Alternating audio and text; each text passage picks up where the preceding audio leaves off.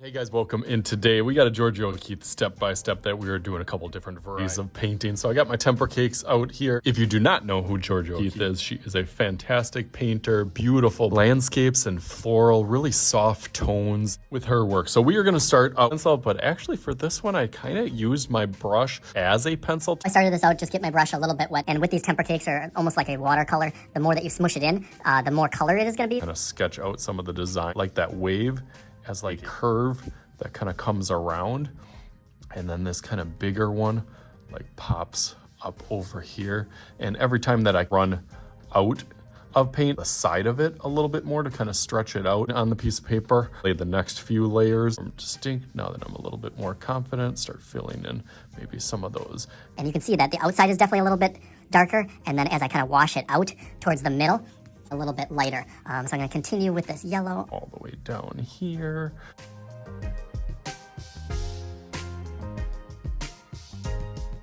This picture has also a little bit of yellow kind of down here towards the bottom, and that's pretty much it for yellow. So again, this one kind of creeps up here, this one that's kind of the same thing, same style that I was trying to do. So I just sketched and practiced a couple of her famous paintings from the Whitney Museum in New York that she has a couple of these, but a lot of them have that similar flowing, a little bit more open bases, soft lines that really have a very distinct feel to it. Okay, so then the next lightest color, I always start with first yellow, and then orange is kind of my next piece. Notice it kind of droops on this side over here, and then kind of follows a path almost to this side. I spilled a little bit on here, but that's okay. There's no mistakes, happy accidents. Like my band Bob Ross says, I can just make that into another kind of piece, part of the picture.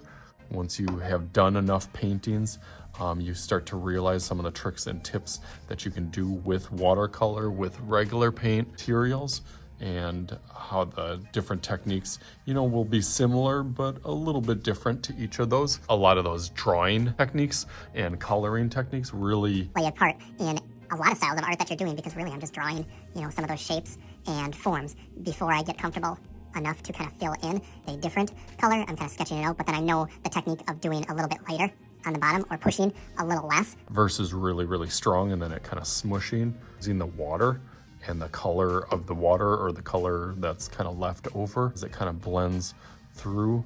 Like with this one, now you can start to see that orange still kind of playing a little bit, with the yellow, where it kind of blends together. Some of those tips and tricks will help you as I kind of fill up some of those other areas. Continue with this design. I'll go through it a little bit quicker beyond my first layer into my second layer and then into my third layer. So let's go through that a little bit quicker. Oh, look at that. I forgot to hit my play button on the top. So what I've been basically doing here is just going through with this kind of light pink and trying to get some of those edges and areas. If I need a little bit more water, I did switch my brush to a little bit larger one. I can still kind of get control of some of those areas that I feel like are a little bit more pink now with the orange. Sometimes I can smush those together and fill in some of those areas. So that's kind of my second layer. To the blue or teal is my next battle, and that I will go through with a time list and remember to hit my button as I start recording. So let's go through that real quick.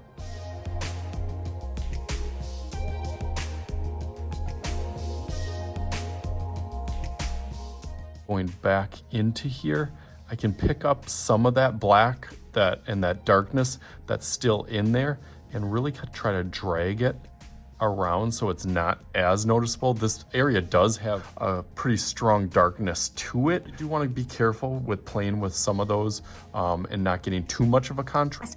Contrast is usually really good in art projects, but you got to be careful, and especially with paint. If you're not comfortable, if you're not really experienced, it can get frustrating as you continue certain projects. That already built-in confidence skills to kind of turn a mistake into a happy accident instead of something that'll really frustrate you. So all part of the process. So let's continue with that.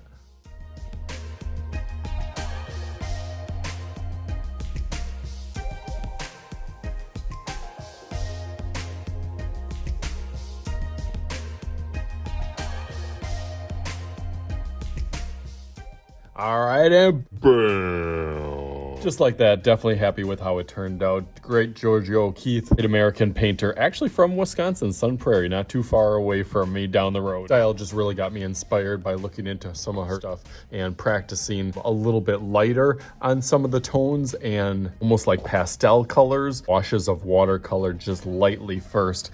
And then kind of adding another layer, and then by the end of it, kind of cleaning it up and finishing it out where I thought this one turned. To that next level. So hopefully you could follow through some of those steps and have some fun with this one. As always, I am Mr. Shooty. This is Mr. Shooty's Art Channel. We'll talk to you guys later.